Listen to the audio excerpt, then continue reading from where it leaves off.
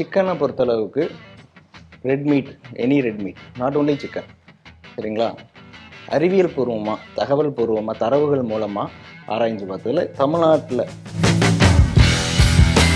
Per year நமக்கு இந்தியாவில் வந்து ஒரு 50,000 to 1 lakh டிரான்ஸ்பிளான்ட் தேவைப்படுது. ஃபார் எக்ஸாம்பிள் கிட்னி இல்லைன்னா நம்ம எல்லாம் புட்டுக்குதர் ஹார்ட்லி பார்த்தோம்னா அதில் 50% கூட நம்ம கம்ப்ளீட் பண்ணலாம். 23 வயசு வெல் பில்ட் இண்டிவிஜுவல் ஹீரோ கூட இருக்கான். அவனுக்கு ஒன்றும் இருக்காதுன்னு அனுப்பிட்டு திருப்பி வர்றான். பார்த்தா அவனோட கிரியேட்டின் வேல்யூஸ் 13-14. உட்காந்து கேட்டால் ஜிம்முக்கு போய் ப்ரோட்டீன் போடும். வேறு ஏதோ ஒன்று அதை எடுத்து கொடுத்து தொக்கை எடுத்துட்டோம் அப்படின்னு.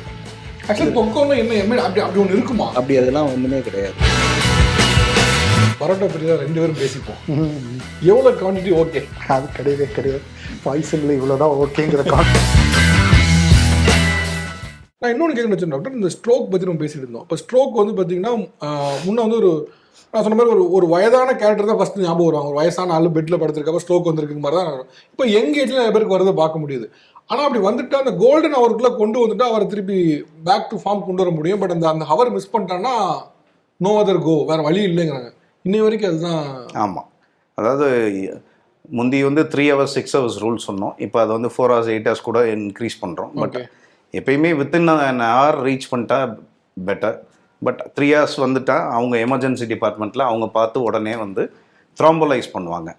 இரத்த குழாய் அடைப்பு இருக்குதா என்னங்கிறத ஸ்கேன் பார்த்துட்டு இரத்த குழாய் அடைப்பு இருந்ததுன்னா த்ராம்போலைசிஸ் பண்ணுவாங்க. அதாவது அந்த இரத்த குழாய்க்குள்ளே இருக்கிற கட்டியை கரைக்கிறதுக்கு மருந்து போடுவாங்க ஃபஸ்ட்டு. அது ஐவி த்ராம்போலைசிஸ்ன்னு சொல்லுவோம். பெரிஃபரல் வெயின் கேனில் போட்டு அதிலே போட்டுருவோம். அது பண்ணியும் செட்டில் ஆகலை அப்படின்னா இப்போ இருக்க காலகட்டத்தில் இன்டர்வென்ஷனல் இது பண்ணலாம். எண்டோவாஸ்குலர் நியூரோசர்ஜரின்னு சொல்லி நம்ம வந்து ஆன்ஜியோ கார்டியக் ஹார்ட் அட்டாக்கு எப்படி ஆன்ஜியோ இமீடியட்டாக பண்ணுறாங்களோ அதே மாதிரி மூளைக்கும் ஆன்ஜியோ பண்ணி எந்த இடத்துல அடைப்பு இருக்குதோ அந்த இடத்துல போய் கரெக்டாக அந்த மருந்தை நம்ம செலுத்தி அந்த இதை கரைச்சி விட்டு ஸ்ட்ரோக்லேருந்து அவங்கள ரெக்கவர் பண்ண முடியும். இது வந்து வித்தின் 6 to 8 hours வந்தால் இன்டர்வென்ஷனும் பண்ணலாம். பட் பியாண்ட் தட் வந்தால் பண்ண முடியாது. ஸோ ஏன்னா மூளைக்கு ரத்த ஓட்டம் நின்னால் நரம்புகள் வந்து 20 நிமிஷத்துலேயே டேமேஜ் ஆகிடும். ஸோ ஒன்றும் செய்ய முடியாது. அதுக்கப்புறம் எவ்வளோ வேகமாக வர்றோமோ அதுதான் நல்லது. அதுக்கு ஏதாவது அறிகுறி இருக்கா சார்? ஸ்ட்ரோக்கு தான் அறிகுறி இருக்கா? ஸ்ட்ரோக்குக்கு நிறைய அறிகுறிகள் இருக்குது. அதாவது நம்ம காமனாக என்ன சொல்லுவோம்னா பி ஃபாஸ்ட்டுன்னு சொல்லுவோம். அதாவது ஒரு பேலன்ஸ் தப்புறது, நடக்கும்போது அப்படி தள்ளாடுறது. ஸோ அதே மாதிரி வாய் கோன்றது, ஒரு சைடு இழுக்கிறது. ஆமாம், வாய் கோணி ஒரு பக்கம் இழுக்கிறது, கண் பார்வை மங்கலாகிறது. அதே மாதிரி நம்மளுக்கு வந்து கை பலவீனம், இதெல்லாம் ஆமாம், இதெல்லாம் இருந்ததுன்னா உடனே வந்து நம்ம வந்து கால் பண்ணி ஹாஸ்பிட்டலுக்கு இன்ஃபார்ம் பண்ணிவிட்டு உடனே நம்ம ஹாஸ்பிட்டலுக்கு போனோம்னா அவங்களும் ரெடியாக இருப்பாங்க, அந்த டீமும் ரெடியாக இருக்கும். இமீடியட் அட்டென்ஷன் கிடைக்கும். இப்போ ஸ்ட்ரோக் மாதிரி இருக்குன்னா இப்போ எமர்ஜென்சி இருக்கிற இடத்துக்கு போனால் தான் பெட்ரு இல்லை? எஸ் சார், கண்டிப்பாக எமர்ஜென்சி இருக்கிற இடத்துக்கு போனால் தான் ஃபார் பெட்டர். சார் சொல்கிற மாதிரி வித்தின் ஸ்டிப்புலேட்டட் டைமுக்குள்ளே வந்துட்டாங்க அப்படின்னா பண்ண முடியும். பட் இதில் ஒரே ஒரு இக்கல் அப்படின்னு கேட்டிங்கன்னா, இப்போ வந்து காலையில் நடந்தது அப்படின்னா பிரச்சனை இல்லை. நைட்டு தூங்குறாங்க, காலையில் எந்திரிக்கிறப்ப வாதத்தோடு எந்திரிக்கிறாங்கன்னா அப்போ something which is called as எம்ஆர்ஐன்னு சொல்லுவோம்.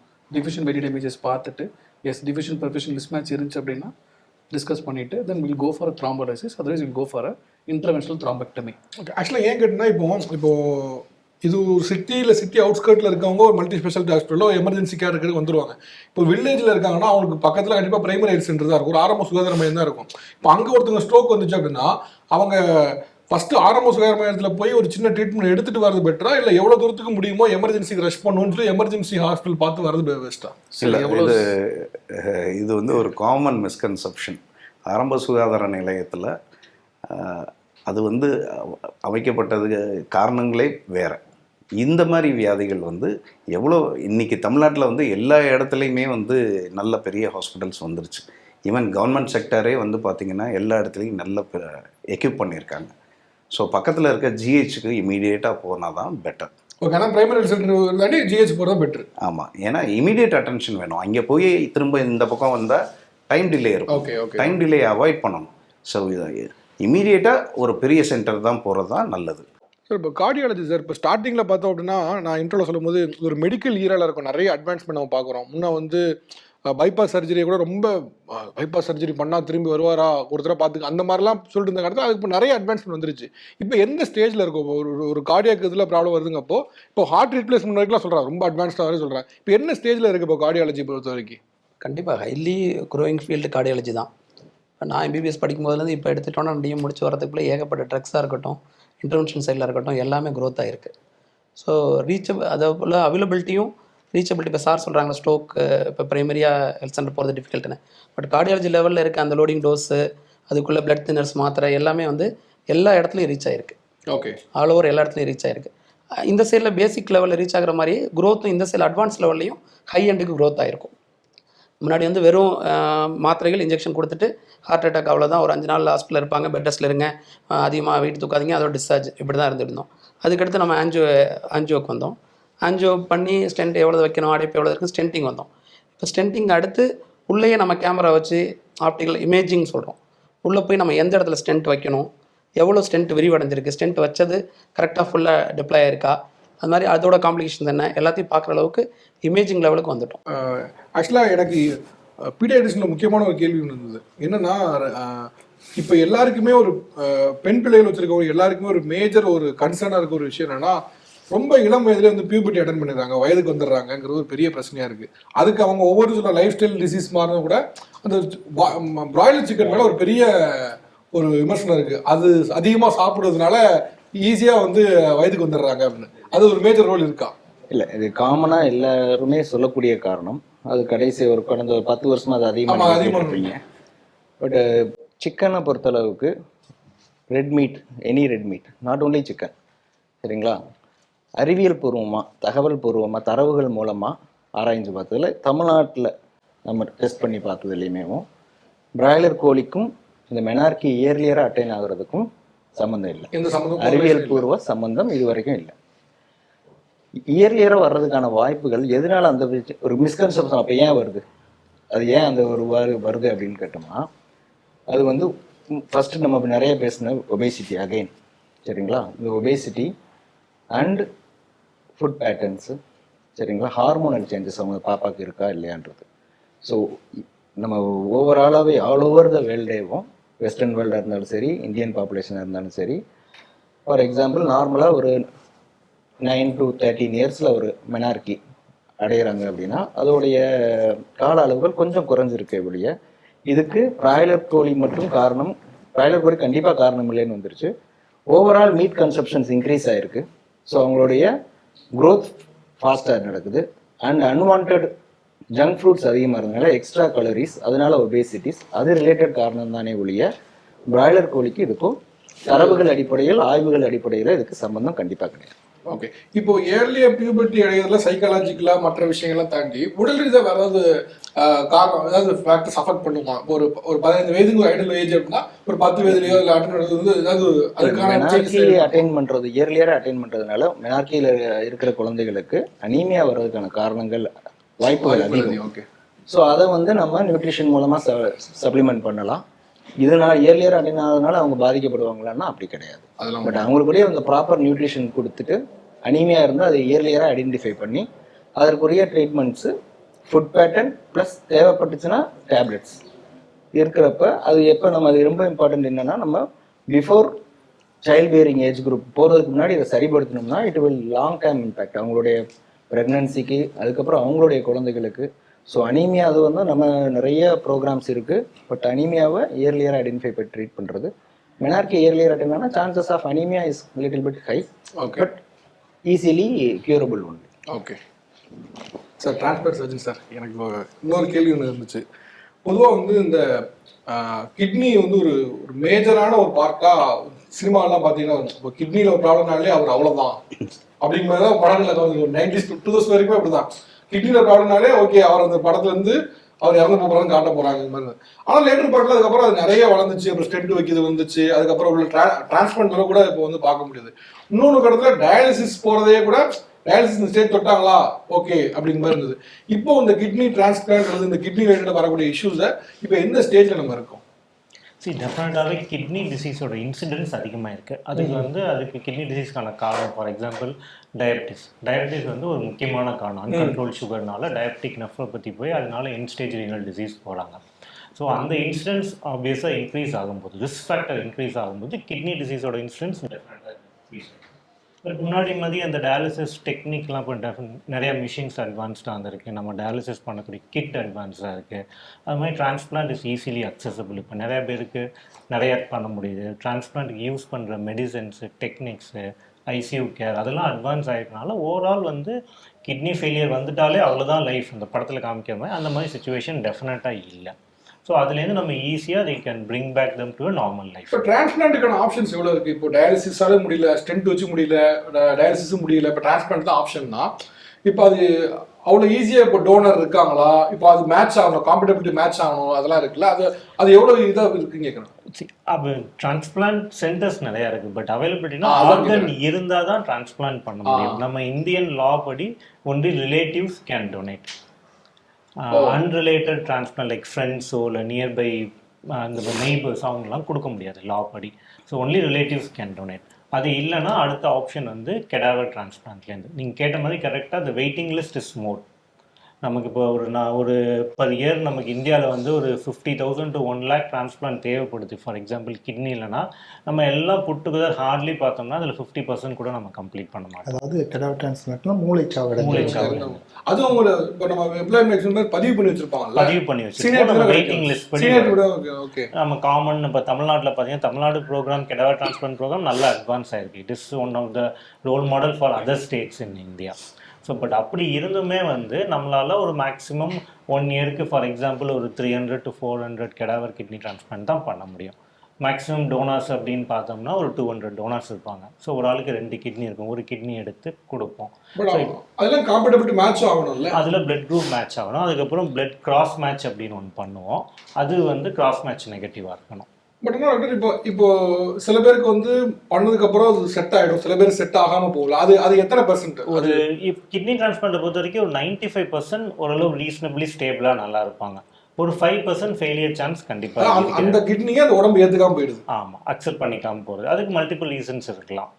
ஸோ இப்போ டயபிட்டிஸ்ன்னு பார்த்துக்கோங்க. ஒருத்தவங்க டைப் 1 டயபிட்டிஸ் இருக்குது, அதனால கிட்னி ஃபெயிலியர் ஆகுது அப்படின்னா நம்ம வந்து அந்த கிட்னி ஃபெயிலியருக்கான ரூட் காஸை ட்ரீட் பண்ணல, டயபிட்டிஸை ட்ரீட் பண்ணல. அப்போ வந்து நம்ம கிட்னி டிரான்ஸ்பிளான்ட் மட்டும் பண்ணோம்னா நம்ம கிட்னி டிரான்ஸ்பிளான்ட் பண்ணதுக்கப்புறம் இந்த டயபிட்டிஸ் இன்னும் இருக்குது அவங்களுக்கு. ஸோ அந்த புது கிட்னியே அஃபெக்ட் பண்ணும். ஸோ அதுக்கு இப்போ ரீசெண்டாக நம்ம சில சென்டர்ஸில் என்ன பண்ணுறோம்னா பேன்க்ரியாஸ் டிரான்ஸ்பிளான்ட்டும் சேர்த்து சென்டரில் அவரே பண்ணுறாரு. பேன்க்ரியாஸ் அண்ட் கிட்னிங்கிறது பர்டிகுலர் டைப் 1 டயபிட்டிஸ்னா இன்சுலின் டெஃபிஷியண்ட்டாக இருக்குது. டைப் 2 டயபிட்டிஸ்னா அதில் 2 டைப் இருக்குது. இன்சுலின் டெஃபிஷியன்ஸாக இருக்கலாம், சில பேர் இன்சுலின் ப்ரொடியூஸ் ஆகி அந்த இன்சுலின் ஆக்ட் ஆகாமல் இருக்கலாம், இன்சுலின் ரெசிஸ்டண்ட்டாக இருக்கலாம். ஸோ டைப் 1 டயபிட்டிஸ்க்கு வந்து 2யும் சேர்ந்து பண்ணோம் அப்படின்னா ஸோ அந்த கிட்னி ஃபெயிலியருக்கான ரூட் காஸையும் நம்ம கரெக்ட் பண்ணிடுவோம். அப்போ வந்து நம்ம புதுசா கொடுக்குற கிட்னி டயபிட்டிஸ்னால டயபிட்டிஸ் இன்சிபிடஸ் தான் கிளியர் ஆகும். இன்சிபிடஸ் இல்ல டைப் 1 டயபிட்டிஸ் மெடிசன் கிளியர் ஆயிரும். சோ அதனால அவங்களுக்கு சுகர் லெவல் ஃப்ளக்சுவேட் ஆகும், சுகர் கண்ட்ரோல்ல வந்துரும், இன்சுலின் தேவைப்படாது டிரான்ஸ்பிளான்ட். அதனால அந்த கிட்னி அஃபெக்ட் அத ஒரு ஸ்டேஜுக்கு மேல கொண்டு போய் இப்போ எப்படி பண்றாங்கன்னா அந்த டீம் என்டையர் இப்போ அப்டாமினல் மெலிக்னன்சிஸ், கேன்சர்ஸ், முத்துன கேன்சர் வயிறுல ரொம்ப பரவி இருக்கு. என்டையர் அப்டாமினல் ஆர்கனையும் எடுத்துட்டு என்டையர் அப்டாமினல் ஆர்கனையும் டிரான்ஸ்பிளான்ட் பண்றாங்க. அதே டாக்டர் ஃபுல்லாவே எடுத்து குடல் ஃபுல்லாவே இப்போ வந்து அந்த சூடோ பட் அதுவே உங்களுக்கு அவ்வளவு இதா இருக்கும் எப்படி? இல்லை, இப்போ சூடோமிக்சம் ஆப்பரேட்டோனே அப்படிங்கிற அந்த டெக்னிக்கல் டேர்ம் அது வந்து வெரி ஸ்லோ க்ரோயிங் கேன்சர். இனிஷியலாக வந்து அதை வந்து ரிசெக்ட் பண்ண பார்ப்போம். திரும்ப ரெக்கரன்ஸ் வந்துச்சு அப்படின்னா நம்மளால ஒரு ரிசெக்ட் பண்ணக்கூடிய ஸ்டேஜில் இருக்காது. ரிசெக்ட் பண்ணணும்னு போனால் நம்ம வயிற்றில் உள்ள ஒரு வைட்டல்ஸான ஸ்ட்ரக்சர்ஸ் எல்லாத்தையும், குடல், ஸ்டொமக், பேன்க்ரியாஸ் எல்லாத்தையும் எடுக்க வேண்டியது இருக்கும். அது எல்லாத்தையும் எடுத்தோம்னா ஃபுல்லாக ரீப்ளேஸ் பண்ணணும். அது வந்து மல்டிவிஸ்ரல் டிரான்ஸ்பிளான்ட், மாடிஃபைட் மல்டிவிஸ்ரல் அப்படின்னு சொல்லுவோம்.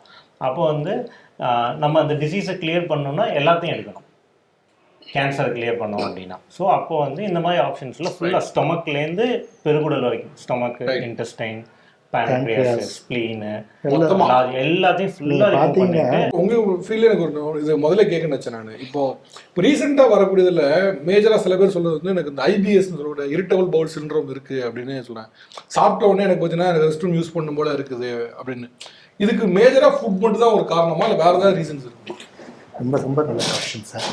அதாவது ஐபிஎஸ்ங்கிறது ரொம்ப வைட் டாபிக்கு. ஃபுட்டு அதில் நான் சிம்பிளாக சொல்லிடுறேன். ஐபிஎஸ்ங்கிறது இரிட்டபிள் பவுல் சிண்ட்ரோம். அதாவது நம்ம வயிறு வந்து ஒரு வலி உபசம் கொடுக்கும். அந்த உபசம் வந்து நீங்கள் டாய்லெட் போயிட்டீங்கன்னா கொஞ்சம் செட்டில் ஆகும், மோஷன் போயிட்டீங்கன்னா செட்டில் ஆகும். சிலருக்கு டைரியாவாக போயிட்டுருக்கும், சிலருக்கு கான்ஸ்டிபேஷன் இருக்கும், சிலருக்கு மிக்சட் ஐபிஎஸ் வந்து ஐபிஎஸ் டைரியா ப்ரிடாமினன்ட்டு, கான்ஸ்டிபேஷன் ப்ரிடாமினன்ட் மிக்சட் டைப்னு சொல்லுவோம். அதுக்கு ஒரு க்ரைட்டீரியா இருக்குது, ரோம் க்ரைட்டீரியான்னு. அதை வச்சு தான் நம்ம ஐபிஎஸ்ங்கிறத முடிவு பண்ணணும். மற்ற காசஸ் எல்லாமே ரூல் அவுட் பண்ணிடணும். எந்த காசும் இல்லை, நம்ம கை நார்மலாக இருக்குது ஆனால் வேலை பார்க்க மாட்டேங்குது, அந்த மாதிரி குடலில் எந்த புண்ணோ கட்டியோ இல்லை ஆனால் வேலை பார்க்குறது தப்பாக வேலை பார்க்குறது அப்படிங்கிற மாதிரி, அதான் இரிட்டபிள் பவுல் சிண்ட்ரோம். அது வந்து டைரியா ப்ரிடாமினண்ட்டாக இருக்கலாம், கான்ஸ்டிபேஷன் ப்ரிடாமினண்ட்டாக இருக்கலாம், இல்லை மிக்சட் டைப் ஆஃப் ஐபிஎஸ்ஸாக இருக்கலாம். நமக்கு அப்படி இருக்கும் பட்சத்தில் அதுக்கு காரணங்கள் அப்படின்னு பார்த்தீங்கன்னா டெஃபினட்டாக ஃபுட் ஹேபிட்ஸ் ஒரு காரணம் தான், இல்லைன்னு சொல்ல முடியாது. அது இல்லாமல் நம்மளோட பர்சனாலிட்டி டிஸார்டர்ஸும் இருக்குது. கட் பிரெயின் ஆக்சஸ்மோ, பிரெயினுக்கும் கட்டுக்கும் பயங்கர சம்மந்தம் இருக்குது. ஐ ஹேட் அ கட் ஃபீலிங், இது தப்பு நடக்குது அப்படின்னு சொல்கிற மாதிரி ரெண்டுக்கும் பயங்கர சம்மந்தம் இருக்குது. நம்ம ரொம்ப ஸ்ட்ரெஸ்ஃபுல்லாக இருக்கோம்னா அடிக்கடி ஸ்டூல்ஸ் போவோம், அந்த மாதிரி. நம்ம ரொம்ப டிப்ரெஸ்டாக இருக்கோம்னா கான்ஸ்டிபேட் ஆகலாம். எக்ஸாக்டாக இதெல்லாம் அப்படி தான் நடக்கணும்னு கட்டாயம் கிடையாது. இந்த மாதிரி கட் பிரெயின் ஆக்சஸ் அது ஒன்று. ரெண்டாவது ஃபுட்டு. மூணாவது எல்லாத்தையோட முக்கியமானது நம்ம என்டையர் குடலும் நல்ல பாக்டீரியாஸ் இருக்கணும். ஸோ அந்த பாக்டீரியாஸ் வந்து ரொம்ப ரொம்ப முக்கியம். அந்த எக்கோசிஸ்டம் கரெக்டாக இருக்கணும் குடலில், அது ஒரு ரொம்ப முக்கியம். ஆக்சுவலாக டாக்டர் இப்போ நீங்கள் சொல்லும்போது இப்போ என்னன்னா, இப்போ சில பேர் வந்து இந்த டீடாக்ஸ்னு ஒன்று சொல்லும்போது அவங்களே வந்து நான் 3 மாதத்துக்கு ஒரு 4 மாதத்துக்கு ஒரு நானே ஒன்று எடுத்து டீடாக்ஸ் பண்ணிக்கிறேன், அதை கிளியர் பண்ணிடுறேன், பவுல் மூமெண்ட் கிளியர் பண்ணிடுறாங்க. அது அட்வைசபிளா? ஏன்னா சில பேர் இனிமா கொடுத்து பண்ணுவாங்க, ஹாஸ்பிட்டல் பார்த்துருக்கேன். பட் அவங்களே சில மருந்து ஏதோ எடுத்து நானே டீடாக்ஸ் பண்ணிக்கிறேன், கிளீன்ஸ் பண்ணிக்கிறேன், இது அட்வைசபிள்? டெஃபினட்டாக இல்லை சார், டெஃபினட்டாக இல்லை. எந்த மெடிகேஷனுமே will have some form of effects. அந்த எஃபெக்ட் ஓவராக போகிறப்போ will become a side effect. அதனால் அந்த மாதிரி பண்ணுறத வந்து எந்த காலத்துலையும் நம்ம அட்வைஸ் பண்ண முடியாது.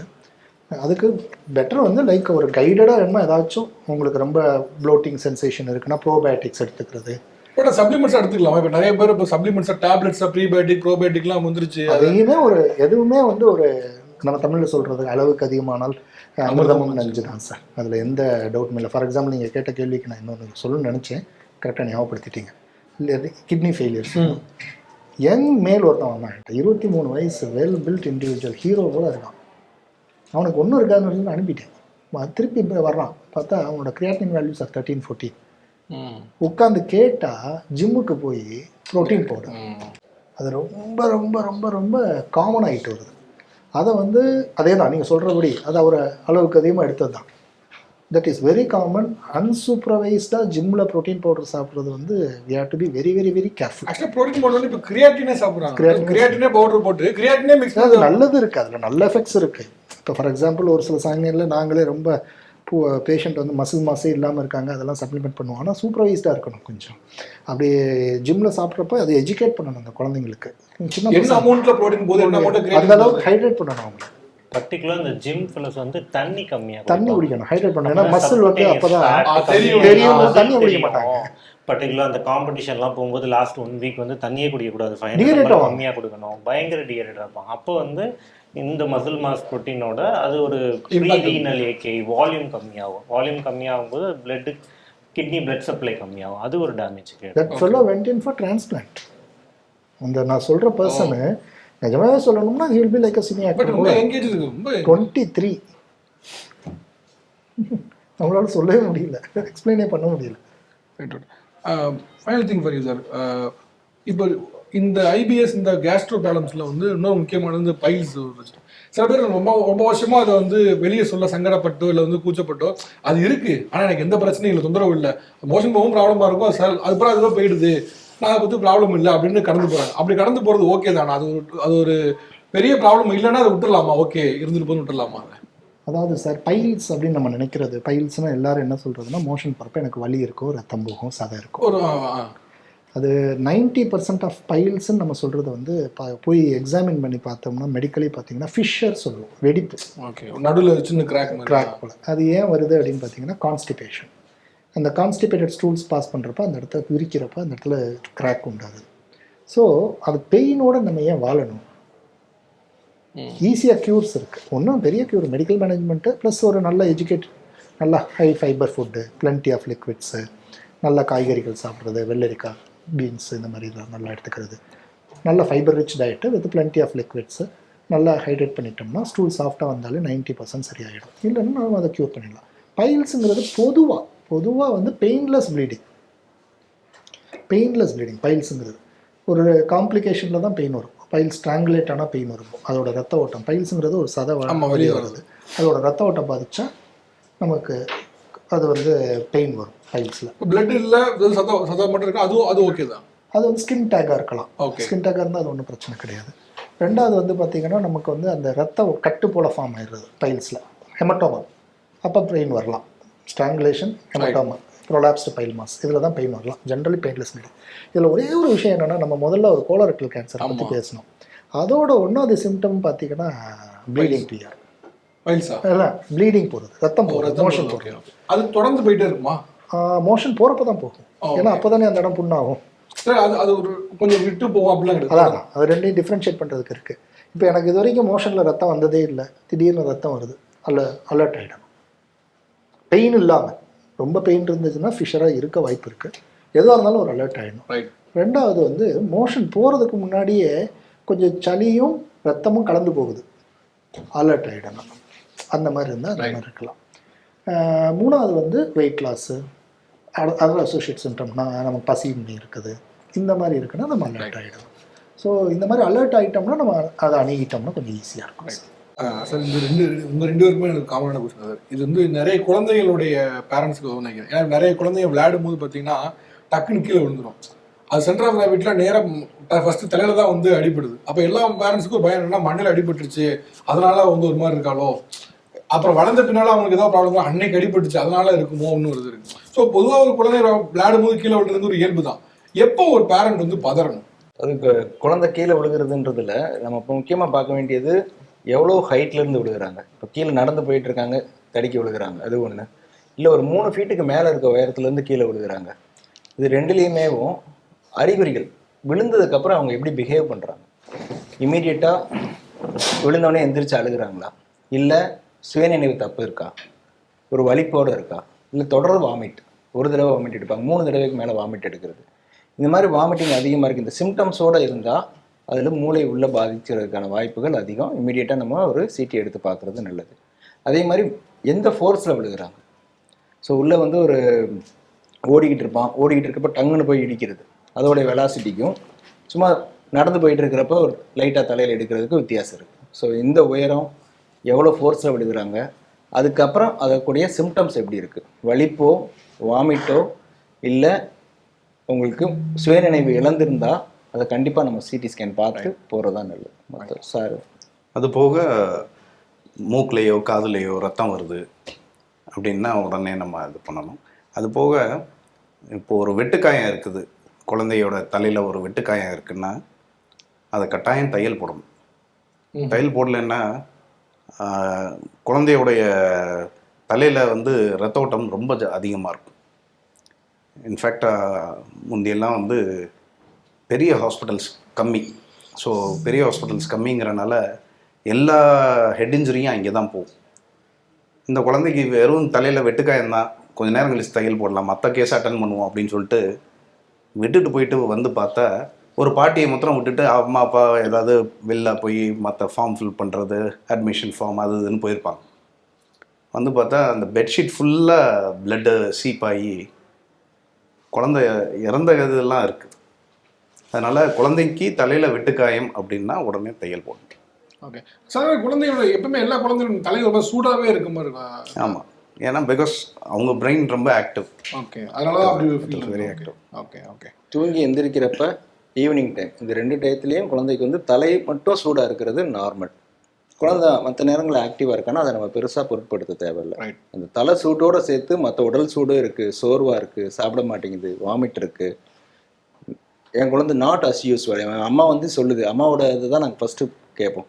என் குழந்தை நார்மலாக இல்லை டாக்டர் அப்படின்னு சொன்னால் கண்டிப்பாக அந்த குழந்தைக்கு ப்ராப்ளம் இருக்குது. ஒரு தடவைக்கு 2 தடவை செக் பண்ணி குழந்தைய அனுப்புறது நல்லது. ரைட். இந்த மதுரையை சுற்றி இருக்கக்கூடிய ஏரியாவில் இந்த குடல் தொக்கம் அப்படின்னு சொல்கிறாங்கல்ல, அது ரொம்ப காமன் அப்படின்னு சொல்கிறாங்க. அது அடிக்கடி வந்து அது அந்த பேரில் வந்து எடுத்துக்கிறாங்க அப்படி. இது ரொம்ப ரொம்ப முக்கியமான கேள்வி. எதனால் சொல்கிறேன்னா, கிட்டத்தட்ட ஒரு 8 வருஷமாக நான் வந்து குழந்தைகள் தீவிர சிகிச்சை பிரிவில் இருக்கேன். அது தீவிர சிகிச்சை பிரிவில் இந்த குடல் தொக்கம் எடுக்கிறது அது காமனாக என்ன யூஸ் பண்ணுறாங்க, ஒரு டியூபை வச்சு ஒன்று உறிஞ்சுறாங்க இல்லை ஊதுறாங்க. நார்மலாக ஒரு வயிறு வலிக்காக போயிருப்பாங்க, வயிற்றாலைக்கு போயிருப்பாங்க, வாமிட்டிங் போயிருப்பாங்க. அவங்க என்ன ஊதுறாங்கன்றது தெரியாது. 99.99%, ஈவன் 100% அவங்க ஏதோ ஒன்று எடுத்து கொடுக்குறது கண்டிப்பாக அவங்க தொண்டைக்குழியிலேருந்து எடுத்து கொடுக்குறது இல்லை, வேறு ஏதோ ஒன்று அதை எடுத்து கொடுத்து தொக்கை எடுத்துட்டோம் அப்படின்றாங்க. ஆக்சுவலி தொக்கம்னா என்ன அப்படி அப்படி ஒன்று இருக்குமா? அப்படி அதெல்லாம் ஒன்றுமே கிடையாது. தொக்கை விழுகிறது தமிழில் தொக்கம் அப்படின்னா நம்மளுக்கு வந்து ஏதாவது தொண்டைக்குள்ளே அடைக்கிறதுன்றது அர்த்தம். பட் குழந்தைக்கு மெஜாரிட்டி நம்ம போகிறது வந்து வயிற்றாலைக்கோ வாந்திக்கோ வயிறு வலி வயிறு உப்பசமாக இருக்குது இதுக்கு தான் போகிறாங்க. அதில் உறிஞ்சு ஊதுறதுல இன்னொரு ரொம்ப முக்கியமாக ரொம்ப காமனாக இங்கே பண்ணுறது, ஒரு கருப்பாக ஒரு மருந்து வச்சு ஊதுறாங்க. அது வாட் கண்டென்ட்ன்றது யாருக்குமே தெரில. அது பாசிபிள் ஒரு ஓபியாய்டாக இருக்கலான்றதுக்கு கூட வாய்ப்பு இருக்குது.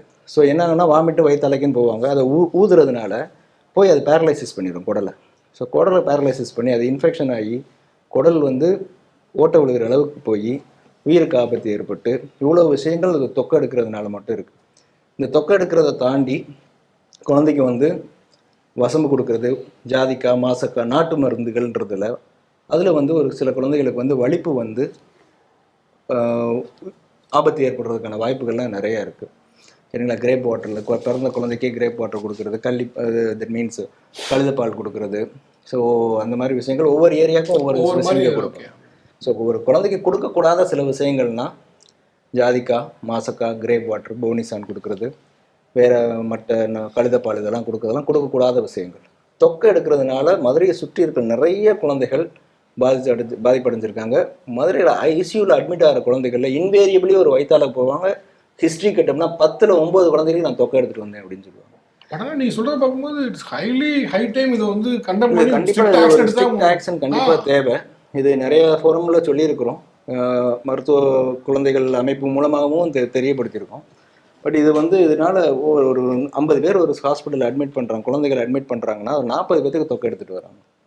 அதாவது இதில் அது மட்டும் இல்லாமல் அவங்க வாயிலிருந்து காத்த குழந்தையோட வாயில் விடுறப்ப என்ன அவங்க அங்கே போகலாம், கிருமி தாக்குதல் போகலாம். அதனால பாதிப்பு அடைஞ்சு நார்மலாக அது வாமிட் இருந்தால் ஒரு சரிப்படுத்திருக்கலாம், அது ஒரு சின்ன விஷயமா போகக்கூடியது. தொக்கம்னால அது குடல் ஓட்டை விழுந்து அது அழுகி போகிற அளவுக்கு கொண்டு போன இதெல்லாம் நிறையா இருக்குது. ஸோ இது வந்து நாட் அ ரைட் திங். அது கண்டிப்பாக வந்து ஒரு ஸ்ட்ரிக்ட் ஆக்ஷன் சொல்ல பார்க்க ரொம்ப டேஞ்சரஸாக இருக்குது. கண்டிப்பாக ஸ்ட்ரிக்ட் ஆக்ஷன் எடுக்கணும் ஆக்சுவலி இதுக்கான. ஓகே, கார்டியாலஜி சார், இப்போ யூஸ்வலாக இன்னைக்கு எல்லாருக்குமே சமைக்கிறவங்க சாப்பிட்றவங்க எல்லாருக்குமே இருக்கக்கூடிய ஒரு விஷயம் என்னென்னா எண்ணெய் யூஸ் பண்ணுறது, என்ன ஆயில் யூஸ் பண்ணுறது அப்படின்னு. ஏன்னா முன்னே வந்து நம்ம ஊருக்கு பக்கத்தில் என்ன இருக்கோ அது யூஸ் பண்ணுங்க யூஸ் பண்ணாங்க. ஒவ்வொரு ஊரில் கன்னியாகுமரியில் தேங்காய் எண்ணெய் யூஸ் பண்ணுவாங்க, அப்புறம் சில இடம் நல்லெண்ணெய் அப்படி போயிடுது. இப்போ எங்கெல்லாமோ போய் ஃபாரின்லாம் போய் ஆலிவ் ஆயில் யூஸ் பண்ணுறது, அதை யூஸ் பண்ணுறது, இது யூஸ் பண்ண ஹார்ட்டுக்கு நல்லது அப்படின்னு எல்லாமே வந்துருச்சு. இப்போ அந்த இடத்துக்கு எல்லாரும் நகர்ந்தாச்சு. இப்போ ஹார்ட்டுக்கு எந்த எண்ணெய் நல்லது அப்படின்னு ஆயிடுச்சு. எனக்கு எந்த எண்ணெய் நல்லா இருக்குது, என் பட்ஜெட்டுக்கு எது சூட் ஆகுங்க தாண்டி ஏன் ஹார்ட்டுக்கு எது நல்லது அப்படின்னு வந்துருச்சு. ஹார்ட்டுக்கு நல்லதுன்னு என்ன இருக்கா? இது வந்து எண்ணெயோட கண்டென்ட்டில் என்ன இருக்குங்கிறத பொறுத்து தான். அதில் வந்து சேச்சுரேட்டட் ஃபேட்டுன்னு ஒன்று இருக்குது, பாலி அன்சாச்சுரேட்டட் ஃபேட்டுன்னு இருக்குது. சேச்சுரேட்டட் ஃபேட் வந்து நம்ம உடம்புல கொழுப்பை படிய வைக்கிறது தன்மை உள்ளது, பாலி அன்சாச்சுரேட்டட் ஃபேட் வந்து நல்லது. ஸோ இதோட கண்டென்ட் எப்படி இருக்குங்கிறத பொறுத்து தான் இது எல்லாமே. இந்த எண்ணெய் இதெல்லாம் இந்த விளம்பரங்கள் நிறையா இருக்குது, அதில் இருக்கிறத நம்ம எந்தளவுக்கு எடுத்துக்க முடியும்னு தெரில. பட் நான் ரொட்டீனாகவே நம்ம முன்னொரு காலத்தில் யூஸ் பண்ண நல்லெண்ணெய் கடலெண்ணெய் இதில் எல்லாமே வந்து அந்த பாலி பீஃபா இருக்குது. பழைய முன்னாடி நம்ம யூஸ் பண்ண பாம் ஆயில் டால்டா அதுலலாம் ரொம்ப சேச்சுரேட்டட் ஃபேட் இருந்ததுனால அதை அவாய்ட் பண்ணணும். ஸோ நம்ம ரொட்டீனாக யூஸ் பண்ணிகிட்டு இருக்க வீடுகளில் யூஸ் பண்ணுற எண்ணெய் நல்ல எண்ணெயும் கடல் எண்ணெய் அது ரொட்டீன் எண்ணெயில் அது ஹார்ட்டுக்கு நல்லது தான். அதுக்குன்னு தனியான ஒரு எண்ணெய் இந்த பிராண்டு இது அப்படிங்கிறது எங்கேயுமே ப்ரூவ் ஆகலை. ஓகே, ஸோ இந்த எண்ணெய் எனக்கு ஹார்ட்டுக்கு நல்லது அப்படிலாம் அப்படி எங்கேயும் ப்ரூவ் ஆகலை. ரைட். ஃபைனல் திங் சார், மதுரையில் திருநெல்வேலியில் ஃபேமஸான ஒன்று வந்து பரோட்டா. அது ஆக்சுவலாக இங்கே ரொம்ப ஃபேமஸாக இருந்தால் கூட தமிழ்நாடு முழுக்கவே ரொம்ப ஃபேமஸான ஒரு இதுதான். ஒவ்வொரு ஊர்லேயும் வேறு டைப் ஆஃப் பரோட்டா ஃபேமஸாக இருக்குது. இங்கே பன் பரோட்டா, அங்கே பொரிச்ச பரோட்டா, அந்த மாதிரி ஃபேமஸாக இருக்குது. பரோட்டா குறித்து நிறைய டாக்டர்ஸ் தொடர்ந்து அட்வைஸ் பண்ணிட்டே இருக்காங்க, எடுக்காதீங்க வைக்காதீங்க அப்படின்னு. பரோட்டாவுடைய ஒரு அட்வர்ஸ் எஃபெக்ட்னு என்ன சொல்லுவீங்க? நான் ஒரு பெரிய பரோட்டா பிரியர், இப்போ அதோட தெரிஞ்சே தான் கேட்குறேன்னு வச்சுக்கோங்களேன். அதோட அட்வர்ஸ் எஃபெக்ட்னு என்ன சொல்லுவீங்க? இது இந்த கொஸ்டினே என்னை மாட்டுறது அவங்கள்ட்ட சொல்லி கொடுத்தாங்க எல்லாருக்கும். என்னன்னா நமக்கு அந்த பரோட்டாங்கிறது வந்து டெஃபினட்டாக இட்ஸ், ஏன்னா நானும் பயங்கர பரோட்டா பிரியர். ஆனால் வந்து ஹெல்த் அப்படின்னு பார்த்தீங்கன்னா நம்ம மனசுக்கு அது ரொம்ப நல்லது தான், சந்தோஷத்தை கொடுக்கும். உடம்புக்கு நல்லது கிடையாது. ஹெல்த் வைஸ் பார்த்தீங்கன்னா என்ன அதில் மெயினாக சொல்கிறதுனா, இந்த பரோட்டா வந்து வீட்டில் வந்து மைதாவை மாற்றுற ப்ராசஸ் இருக்குல்ல, அதில் வந்து தே ஆர் மிக்சிங் கெமிக்கல்ஸ். அதை வந்து நேச்சுரலாகவும் பண்ண முடியும், but it's little tedious process நமக்கு. அதனால் அவங்க மிக்ஸ் பண்ணுற அந்த கெமிக்கல்ஸ் ஆர் வெரி டேஞ்சரஸ்ங்கிறது தான் கான்செப்ட். வீட்டை வந்து மைதாவை மாற்றுறது, அந்த கெமிக்கல் ப்ராசஸ் வந்து ரொம்ப டேஞ்சரஸ். அதில் வந்து ரொம்ப சாஃப்ட்னஸ் வரணுங்கிறதுக்காக இன்னும் கெமிக்கல்ஸ் ஆட் பண்ணுறது, நல்ல பஃபியாக வரணுங்கிறதுக்காக கெமிக்கல்ஸ் ஆட் பண்ணுறதுலாம் இருக்குது. ஸோ அவங்க இப்போ இந்த மாதிரி போட ஆரம்பிச்சிட்டாங்க, பரோட்டாக்குன்னு மைதா போட ஆரம்பிச்சிட்டாங்க, வீட்டுக்குன்னு மைதா போட ஆரம்பிச்சிட்டாங்க, அந்த மாதிரி கான்செப்ட்லாம் வர ஆரம்பிச்சிருச்சு. ஸோ டெஃபினெட்லி ஃபுட்டுன்னு எடுத்துக்கிட்டோம்னாவே எவ்வளோ தூரம் ரிஃபைன் ஆகுதோ அவ்வளோ தூரம் மோசம். நம்ம எவ்வளோ தூரம் ராவை வீட்டாக எடுத்து சாப்பிட்றப்ப நல்லது, அது இன்னும் மைதா வரப்போ ஓகே, அதில் இன்னமும் அதில் ஸ்பெசிஃபிக் மைதாவை மாற்றுறப்ப இன்னும் மோசமாகுது நமக்கு அந்த ஃபுட்டுங்கிறப்ப. அந்த கெமிக்கல்ஸ், இன்ஆர்கானிக் கெமிக்கல்ஸ் ஆட் ஆக நமக்கு ரொம்ப கஷ்டம். ஆர்கானிக் கெமிக்கல்ஸுங்கிறது என்னென்னா நம்ம உடம்பு அதை டைஜஸ்ட் பண்ணக்கூடிய தன்மை இருக்கும்.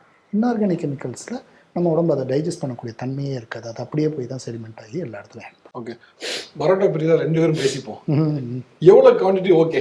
அது கிடையவே பாய்சனில் இவ்வளோதான் ஓகேங்கிற கான்செப்டே கிடையாது. பாய்சன் அளவு சேர்த்துட்டீங்கல்ல? கிடையாது அந்த மாதிரி குவான்டிட்டி நம்ம சொல்லவே முடியாது. இப்போ ஆல்கஹால் கேட்டால் சரி ஓகே, அது வந்து நாட் அக்செப்டபிள்னு சொல்லலாம். பரோட்டால ஒரு சரி இப்போ வாரத்துக்கு ஒன்று எடுத்துக்கலாம், மாசத்துக்கு ஒரு தடவை எடுத்துக்கலாம்னு சொன்னா நிம்மதியாக சாப்பிடலாம்ல. அப்படி சொல்ல காலைல டிஃபனா சாப்பிடலாமா, மத்தியானம் லஞ்சா சாப்பிடலாமா? அது வந்து கேரளா சைடு போனீங்கன்னா இன்னும் கஷ்டம். காலைல டிஃபன்லேயே ஆரம்பிச்சிடும் பரோட்டா, அது கேரளா டிஃபன்லேயே ஆரம்பிச்சிருவாங்க. எனக்கு அங்கேயும் போய் நான் அதான் சாப்பிடுவேன், அது வேறு விஷயம். ஆனால் ஜென்ரலி எவ்வளோ தூரம் நீங்கள் கேஸ்ட்ராலஜியில் இருக்கீங்க, தினமும் அவ்வளோ பேசுன பார்க்குறீங்க, மனசை கல்லாக்கிட்டு அப்படி போட்டுறீங்களோ? வேற வழி இல்லை, நமக்கு வேணும் தோணுது இல்லை. இல்லை இப்போ நாங்களா கூட அப்பப்போ ஏதாவது டாக்டர் சொல்லுவாங்க, டெய்லி எடுக்க மாட்டேன். இல்லை அப்படின்னாலும் இதில் இருக்கவங்களுக்கு சாப்பிட்டா இதாகும்ல சொல்லிட்டு எடுத்து சாப்பிட்றீங்களா? ஆமாம், all good things are not good for health தான், அது வெரி காஸ்ட்லி. அது இல்லை, சில பேர் வந்து சுகர் இருக்குன்னா கூட சரி சாப்பிடு 2 மாத்திரையை போட்டுருணும், அந்த மாதிரி தான் பண்ணுவீங்களா? டெக்னிக் தான் சொல்லுங்க, நானும் வச்சு பண்ணலாம். முதல்ல சாப்பிட்ட அளவு இப்போ குறைச்சிட்டேன். அந்த மாதிரி சாப்பிட்டா கூட சரி அட்லீஸ்ட் இது ஒன்று எடுத்துக்கப்பா சரியா போயிடும், அந்த மாதிரி தான் இருக்கேன்னு தெரிஞ்சுக்க. அந்த மாதிரிலாம் ஒன்றும் கிடையாதா? ஐயோ. ஸோ வந்து குவாலிட்டி அட்வைஸ் பண்ணுறதுமே கூட முடிஞ்ச அளவுக்கு தவிர்த்து அவாய்ட் பண்ணுறது பெட்ரு. ரேராக எடுத்துக்க வேண்டியதான் நம்ம ஆசைக்கு. ரேருக்கு தான் அவங்களோட இது ரிஸ்க், அவங்களோட இஷ்டம். Okay okay okay. பட் நீங்கள் சொல்றது பார்க்கும்போது அப்படி அட்வைஸ் எஃபெக்ட் புரியுது. ஏன்னா பிகாஸ் நீங்கள் சொல்லணும்னா ஒரு குவாலிட்டி சொல்லிருக்கலாம், மாசத்துக்கு ஒரு தூரம் எடுத்துக்கப்பான்னு. பட் நீங்கள் ரெக்கமெண்ட் பண்ணலைங்கும் போதே அது புரிஞ்சுக்க முடியாது எவ்வளோ தூரத்துக்கு அது வந்து ஒரு டேமேஜிங் புரிஞ்சுக்க முடியாது. ஏன்னா நீங்கள் சொல்லலாம் மாசத்துக்கு ஒன்று சொல்லிட்டு போகலாம், அது ஒன்றும் தடை பண்ணப்பட்ட பொருள் கிடையாது, சொல்லலாம். பட் நீங்கள் சொல்லாதவே புரிஞ்சுக்க கூடியது தான் அது எவ்வளோ அட்வைஸ் எஃபெக்டை உருவாக்குது. ஆல்ரைட், நம்ம 2 தான் ஃபர்ஸ்ட் அதை முடிவு பண்ணோம். நம்ம ஊருக்கு சொல்றதுக்கு நம்ம தான் ஃபர்ஸ்ட் அதை முடிவு பண்ணிக்கணும். அதாவது மதுரையில இருந்துட்டு பரோட்டா சாப்பிடலாம், சாமி குத்தம். ஆல்ரைட் சார், பேசின அனைத்து டாக்டருக்கும் மனமார்ந்த நன்றி. நான் எம்பிபிஎஸ் படிக்கல, பட் ஆனால் ஏதோ ஒரு அனாட்டமி பிசியாலஜி கிளாஸ்ல உட்காந்த மாதிரி எல்லாமே எனக்கு ஒரே ஆளாக உட்காந்து எனக்கு எல்லா இன்ஃபர்மேஷனும் போர் பண்ணீங்க. எனக்கு அது ரொம்ப சந்தோஷமா இருந்தது. பிகாஸ் நீங்க ஒரு 5 வருஷம், அப்புறம் எம்டி 2 வருஷம், அடுத்து எம்எஸ் அப்படின்னு இவ்வளவும் படிச்சுட்டு அந்த இன்ஃபர்மேஷன்ல இருக்கக்கூடிய ஜூஸை வந்து ஒரு 2 ஹவர்ஸ்க்குள்ள போர் பண்ணி அதை வந்து என் வழியாக ஆடியன்ஸ் தெரிஞ்சுக்கிறதுல வந்து எனக்கு ரொம்ப சந்தோஷம். So thank you so much for time. உங்களோட சர்வீஸ் வெண்மையிலும் வளர வாழ்த்துக்கள். தேங்க்யூ, ரொம்ப ரொம்ப நன்றி. தேங்க்யூ.